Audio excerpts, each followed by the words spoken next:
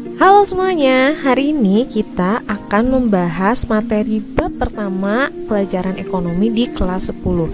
Materinya yaitu tentang bab konsep ilmu ekonomi. Nah, akan ada materi apa aja sih yang akan kita bahas di pertemuan kali ini? Kita langsung lanjut aja ya.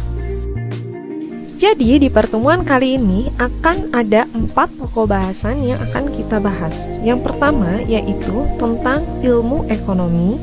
Yang kedua tentang motif, prinsip, tindakan ekonomi. Yang ketiga masalah utama ekonomi. Dan yang keempat macam-macam kebutuhan. Kita langsung bahas aja ke pokok bahasan yang pertama yaitu ilmu ekonomi. Nah, jadi kalian tahu gak sih apa itu ekonomi? Pasti sebelumnya sering dengar kan tentang kata ekonomi. Mungkin kalian kalau misalnya mendengar kata ekonomi itu identik dengan uang. Tapi ternyata ekonomi itu tidak sesempit itu. Nah, banyak hal yang bisa kita pelajari dari ekonomi ini. Nah, kita harus tahu dulu ekonomi itu apa sih kata yang sebenarnya. Jadi ekonomi itu berasal dari bahasa Yunani, yaitu oikonomi. Nah, oikonomi ini berasal dari dua kata, oikos dan nomos. Oikos itu berarti rumah tangga dan nomos itu berarti aturan. Nah, jadi ekonomi ini memiliki dua arti, dalam arti sempit dan dalam arti luas. Nah, ekonomi dalam arti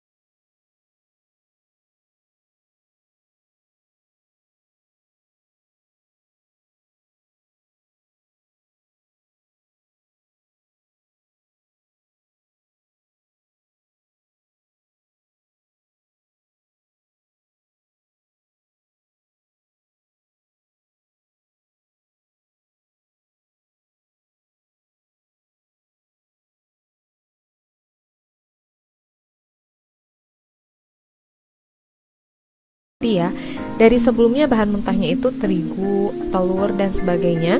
Ketika telah melalui proses produksi, maka nilai gunanya akan bertambah, yaitu saat menjadi roti bisa kalian konsumsi. Nah, itu yang dimaksud dengan produksi itu bisa menambah nilai guna. Nah, yang kedua yaitu distribusi. Jadi distribusi ini adalah kegiatan menyalurkan suatu produk, baik itu barang atau jasa, dari produsen ke konsumen sehingga produk tersebut tersebar luas. Nah, kan tadi setelah produksi nih, bagaimana caranya agar bisa sampai ke konsumen, yaitu melalui proses distribusi. Misalnya nih, pabriknya tuh kan ada di kota Jakarta. Nah, bagaimana caranya agar masyarakat seluruh Indonesia ini bisa menggunakan produknya? Nah, salah satunya cara yaitu dengan menggunakan distribusi ini. Nah, jadi dari Jakarta nih, dibawa sama distributor ke kota-kota yang ada di Indonesia. Nah, orang yang melakukan kegiatan distribusi ini disebut distributor. Jadi, kalau tadi kan produksi itu menambah nilai guna atau mengubah bahan mentah menjadi bahan jadi. Sedangkan kalau distribusi itu yaitu menyalurkan suatu produk. Nah, kita lanjut ke konsumsi. Kalau konsumsi itu adalah kegiatan mengurangi atau menghabiskan nilai guna suatu barang atau jasa. Nah, konsumsi ini kebalikannya dari produksi. Kalau tadi produksi menambah nilai guna, kalau konsumsi ini mengurangi atau bahkan menghabiskan. Kenapa mengurangi atau menghabiskan? Karena kita konsumsi gitu. Seperti contohnya, kalau misalnya ada makanan. Setelah kita konsumsi, apa makanan yang tetap masih ada? Tidak kan? Pasti makanannya itu akan habis. Nah, kalau misalnya kita menggunakan barang, nah semakin lama apakah barangnya akan semakin bagus? Tidak kan? Pasti semakin lama barangnya itu bisa menjadi semakin kurang kegunaannya, bahkan bisa sampai rusak. Nah, makanya kalau mengkonsumsi itu disebut dengan mengurangi atau menghabiskan nilai guna. Nah, orang yang melakukan kegiatan konsumsi ini disebut konsumen. Kita lanjut ke motif, prinsip, dan tindakan ekonomi. Nah, apa sih itu motif? Jadi, motif itu adalah alasan atau dorongan untuk melakukan sesuatu. Nah, jadi dalam melakukan sesuatu itu pasti ada dorongannya gitu, ada alasannya. Kenapa sih melakukan hal tersebut? Nah, alasan atau dorongan itu disebut motif. Nah, motif ini ada dua, ada motif ekonomi dan motif non-ekonomi. Jadi, kalau motif ekonomi ini terdiri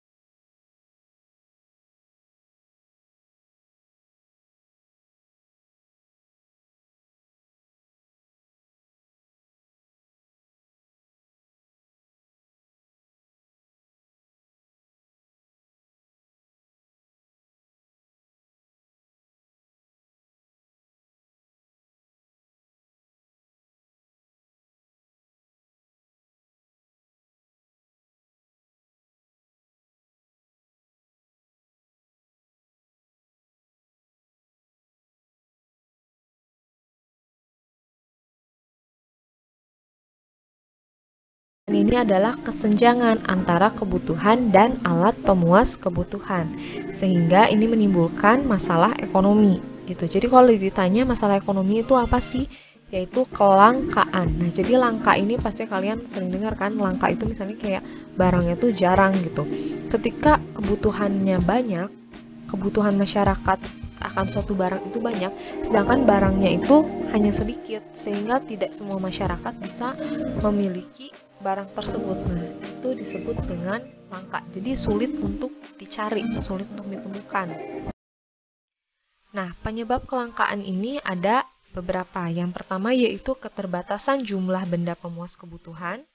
Yang kedua, kerusakan sumber daya alam akibat manusia. Yang ketiga, keterbatasan kemampuan manusia untuk mengolah sumber daya.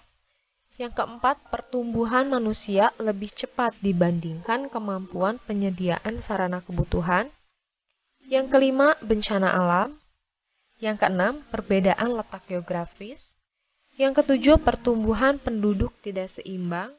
Yang kedelapan, kemampuan untuk memproduksi rendah. Yang kesembilan, perkembangan teknologi berjalan lambat. Nah, tadi setelah kita tahu apa itu kelangkaan dan apa saja penyebab kelangkaan, di sini kita akan bahas bagaimana cara mengatasi kelangkaan. Yang pertama yaitu membuat skala prioritas kebutuhan. Yang kedua, menentukan sumber daya alternatif. Yang ketiga, mengelola keuangan secara efisien. Yang keempat, memanfaatkan kemajuan teknologi. Yang kelima, memanfaatkan bahan substitusi. Dan yang keenam, mendaur ulang atau memanfaatkan kembali. Nah, jadi ini adalah cara-cara untuk mengatasi kelangkaan. Nah, jadi membuat skala prioritas kebutuhan itu kita harus menentukan mana sih kebutuhan yang paling penting. Jadi kita tuh jadi manusia tidak boleh serakah agar tidak terjadi kelangkaan. Karena kelangkaan itu bisa terjadi karena adanya keserakahan dari manusia. Maka itu kita harus bisa membedakan mana kebutuhan dan mana keinginan. Dan mana kebutuhan yang paling penting dan mana kebutuhan yang tidak terlalu penting. Nah, bagaimana sih cara menyusun skala prioritas kebutuhan? Nah, jadi urutan kebutuhan itu disusun secara terstruktur berdasarkan tingkat kebutuhan yang harus segera dipenuhi. Jadi mana dari yang paling penting? Nah, cara membuat skala prioritas yang pertama yaitu dengan menulis semua kebutuhan. Jadi kalian tulis dulu nih, kebutuhan kalian tuh apa aja sih? Kalian tulis dulu. Setelah kalian menulis semua kebutuhan, kemudian susun urutan kebutuhannya berdasarkan tingkat kepentingan. Nah, jadi pas waktu pertama kalian tulis kan kalian inget-inget nih kebutuhannya apa aja. Itu belum tersusun kan? Kemudian kalian baca lagi dan kalian susun mana yang paling penting sampai yang tidak terlalu penting. Kemudian yang ketiga itu membuat catatan kebutuhan alokasi dana. Nah, jadi dari setiap kebutuhan itu berapa dana yang diperlukan. Yang keempat yaitu memilih kebutuhan yang paling memberi manfaat secara optimal. Nah, jadi kalau misalnya kebutuhan kalian itu tidak terlalu memberikan manfaat, itu bisa dikesampingkan terlebih dahulu. Kemudian yang terakhir yaitu memenuhi semua kebutuhan sesuai daftar yang telah ditentukan. Nah, jadi kalian harus berurutan dalam memenuhi kebutuhan itu dari yang paling penting, baru nanti setelah yang penting-pentingnya terpenuhi, barulah bisa memenuhi kebutuhan tambahannya gitu ya. Jadi kita harus ingat, kita tidak boleh serakah agar tidak terjadi kelangkaan. Nah, agar bisa menyusun berbagai macam kebutuhan kita yang banyak itu, kita harus bisa membagi-bagi atau mengelompokkan kebutuhannya, mengurutkan kebutuhannya mana yang paling penting sampai yang tidak terlalu penting. Nah, jadi macam-macam kebutuhan menurut intensitasnya ini terbagi menjadi 3. Ada kebutuhan primer, kebutuhan sekunder, dan kebutuhan tersier. Nah, apa sih kebutuhan primer itu? Jadi, kebutuhan primer ini adalah kebutuhan pertama yang harus dipenuhi oleh manusia untuk kelangsungan hidupnya. Jadi, kalau misalnya kebutuhan primer ini tidak dipenuhi, ini bisa mengganggu kelangsungan hidup. Nah, contohnya apa aja? Makanan, minuman, pakaian, dan tempat tinggal. Coba kalau kalian bayangkan, kalian tidak makan, tidak minum, kira-kira kalian bisa bertahan hidup nggak? Mungkin untuk beberapa hari bisa, tapi jika itu dilakukan dalam jangka waktu yang panjang, kalian pastinya tidak akan bisa bertahan hidup. Nah, jadi kebutuhan primer ini wajib atau harus dipenuhi. Jika tidak dipenuhi, kelangsungan hidup kalian pasti akan terganggu. Nah, kemudian yang kedua yaitu kebutuhan sekunder. Nah, kalau kebutuhan sekunder ini sifatnya pelengkap. Jadi setelah kebutuhan primer yang terpenuhi, barulah kita bisa menggunakan kebutuhan sekunder. Contohnya seperti peralatan elektronik, seperti gadget, televisi, dan lain-lain. Coba kalau misalnya kalian tadi nih gak beli makanan, gak bisa bertahan hidup kan? Nah, kalau misalnya kalian gak punya gadget atau gak punya televisi, kalian masih bisa hidup nggak? Tetap bisa kan? Karena barang-barang sekunder ini hanyalah pelengkap, bukan yang utama. Yang utama itu adalah primer, sekunder itu adalah pelengkap. Nah, kemudian yang ketiga ada tersier. Nah, kalau misalnya tersier ini kebutuhan yang dipenuhi setelah kebutuhan primer dan sekunder terpenuhi. Nah, jadi kalau misalnya tersier ini adalah barang-barang mewah. Itu contohnya kayak jet pribadi, villa mewah, koleksi mobil sport. Nah, jadi ini tuh kebutuhan tersier itu bisa kalian penuhi ketika kalian berlebihan gitu. Misalnya kalian memiliki harta yang lebih gitu. Nah, misalnya kebutuhan primernya udah terpenuhi, sekundernya sudah terpenuhi. Nah, misalnya kalian masih punya uang sisa nih untuk bisa misalnya membeli villa, membeli koleksi mobil sport. Nah, itu baru bisa dipenuhi. Jadi jangan sampai kayak misalnya kalian nih menuliskan ingin beli jet pribadi, ingin membeli makanan, terus misalnya ingin membeli pakaian, tapi yang kalian prioritasin malah membeli jet pribadinya dulu, bukan membeli makanan. Nah, itu salah ya. Jadi dalam membuat skala prioritas, kalian harus mengurutkan dari yang primer, kemudian ke sekunder, baru terakhir ke tersier. Jadi ingat, primer itu utama, sekunder itu pelengkap, dan tersier itu barang-barang yang mewah. Jadi itu tidak harus dipenuhi. Itu tersier itu yang paling terakhir. Macam-macam kebutuhan selain dari intensitasnya ada juga menurut sifatnya. Nah, menurut sifatnya ini dibagi menjadi dua, yaitu ada kebutuhan jasmani dan kebutuhan rohani. Nah, kalau jasmani ini kebutuhan yang dibutuhkan oleh tubuh. Nah, ini tuh bisa dilihat, bisa diraba, bisa dirasakan manfaatnya. Contohnya seperti makanan, minuman, dan pakaian. Jadi kalau misalnya kebutuhan jasmani ini ada wujudnya, bisa kalian lihat. Sedangkan kalau kebutuhan rohani ini merupakan kebutuhan yang dibutuhkan oleh jiwa dan hati kita. Nah, jadi ini kalian harus dipenuhi, tapi kalian tidak bisa melihat wujudnya. Contohnya, kalau misalnya kalian berlibur, bisa dilihat wujud nyatanya nggak seperti makanan, minuman gitu? Nggak bisa kan?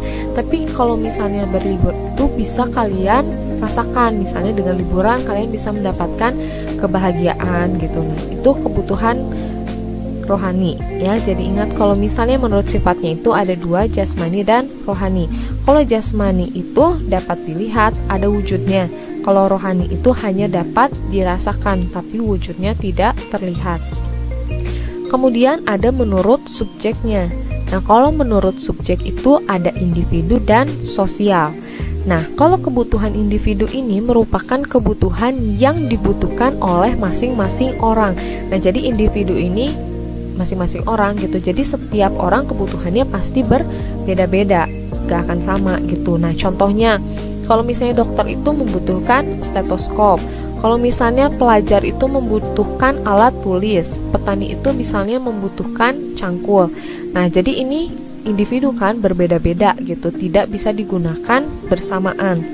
Kalau misalnya sosial itu adalah kebutuhan bersama yang dapat dimanfaatkan oleh banyak orang. Nah, jadi tadi berbeda ya dengan yang individu. Kalau individu itu digunakan oleh masing-masing dan setiap orang bisa berbeda-beda. Sedangkan kalau kebutuhan sosial itu bisa digunakan secara bersamaan. Contohnya rumah sakit, sekolah, puskesmas, jalan raya. Nah, itu hal-hal yang bisa digunakan secara bersamaan. Gak mungkin kan kalau misalnya jalan itu individu gitu. Pasti jalan itu bisa kita gunakan bersama-sama. Misalnya sekolah. Nah, sekolah itu kita gunakan bersama kan, tidak individu gitu. Jadi tadi macam-macam kebutuhan itu ada menurut intensitas, menurut sifat, dan menurut subjeknya. Oke, sampai sini dulu pertemuan kita hari ini, pokok bahasan kita di pertemuan ini. Sampai bertemu lagi di pertemuan berikutnya.